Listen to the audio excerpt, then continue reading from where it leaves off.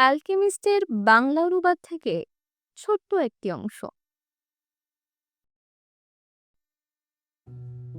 অবশেষে এক তরুণী এলো সেখানে, যার পরনের পোশাক কালো নয়, তার কাঁধে একটা কলসি, মাথা এক ফালি কাপড়ে ঢাকা, কিন্তু মুখটা খোলা। ছেলেটা তার দিকে এগিয়ে গেল অ্যালকেমিস্টের কথা জিজ্ঞাসা করবে বলে। সেই ক্ষণে ওর মনে হলো সময় যেন স্থির হয়ে গেছে। বিশ্বের আত্মা যেন ওর বুকের মধ্যে ঢেউ তুলে দিল। যখন মেয়েটির কালো চোখের দিকে তাকালো ও, যখন দেখতে পেল মেয়েটির ঠোঁট যেন হাসি আর নীরবতার মাঝখানটিতে থমকে আছে, তখন ভাষার সব চাইতে গুরুত্বপূর্ণ অংশ সে শিখে ফেলল পলকে। যে ভাষায় সারাটা দুনিয়া কথা বলে, যে ভাষা সারা পৃথিবীর সবটাই নিজের হৃদয় দিয়ে বুঝতে পারে, তার নাম প্রেম। এমন কিছু যা মানব সভ্যতার চেয়েও পুরনো, এই মরুভূমির চেয়েও প্রাচীন। প্রেম যা চিরকাল একই শক্তির জন্ম দিয়ে এসেছে। যখনই চোখের সঙ্গে চোখের মিলন হয়েছে, যেমন হলো যখন এই দুজনের মধ্যে, এই কুয়োর কাছে। মেয়েটি মৃদু হাসল, নিশ্চিতভাবেই যেটা একটা লক্ষণ, যার জন্য ছেলেটা নিজের অজান্তে অপেক্ষা করেছে আজীবন।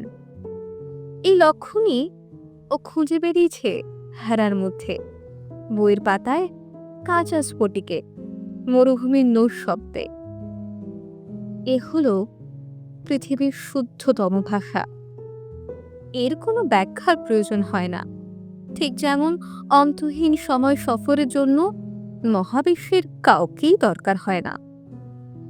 সেই মুহূর্তে ছেলেটা অনুভব করল সে তার জীবনের একমাত্র নারীর মুখোমুখি দাঁড়িয়ে আছে। আর মেয়েটাও সে কথা বুঝে নিল নিঃশব্দে। বাপ মা আর ঠাকুরদা ঠাকুরমার মুখেও শুনেছিল, কারোর সঙ্গে সম্পর্ক গড়ে তুলতে হলে তাকে আগে ভালোবাসতে হবে, চিনতে হবে সঠিকভাবে। কিন্তু সেইভাবে যারা বুঝেছে, তারা কেউ সে সর্বজনীন ভাষা জানে না।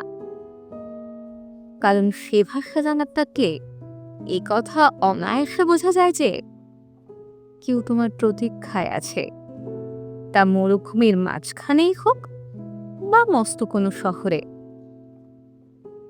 যে মুহূর্তে এমন দুজন মানুষের দেখা হয়, তাদের চার চক্ষুর মিলন ঘটে, অতীত ভবিষ্যৎ সব গুরুত্বহীন হয়ে যায়।